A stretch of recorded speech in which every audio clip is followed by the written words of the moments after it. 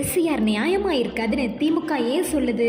தேர்தல் ஆணையம் எஸ்சிஆர் அறிவிச்சதுலேருந்தே திமுக எதிர்த்துட்டு இருக்கு. இதுக்காக உச்ச நீதிமன்றத்திலையும் வழக்கு போட்டிருக்கு. அதே நேரம் மக்களுக்கு ஏற்படுற குழப்பங்களை தீர்க்க 24 மணி நேர ஹெல்ப்லைன் நம்பர் அறிவிச்சதோட களத்திலையும் திமுக தொண்டர்கள் பூத்து வாரியாக ஹெல்ப் பண்ணிட்டு இருக்காங்க.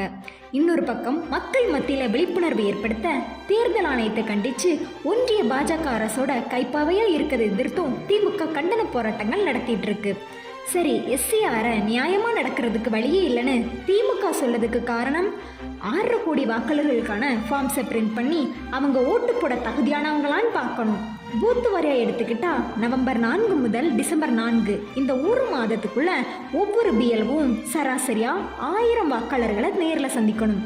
சராசரியாக 400 வீடுகள் வரும்னு வச்சுக்கிட்டாலும் அந்த வீடுகளுக்கு அவர் 3 தடவை போய் செக் பண்ணணும்.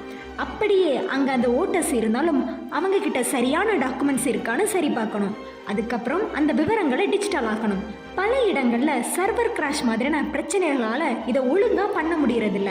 இதை தான் அடிப்படை பிரச்சனைன்னு திமுகவும் திராவிட மாடல் முதல்வர் மு.க. ஸ்டாலினும் சுட்டி காட்டுறாங்க. இதனால தான் முதல்வர் மு.க. ஸ்டாலினுக்கு பாதுகாப்பு கவசமாக நிற்கிற செந்தில் பாலாஜியும் இந்த எஸ்சிஆரை எதிர்த்து தீவிரமாக போராடிட்டு இருக்காரு.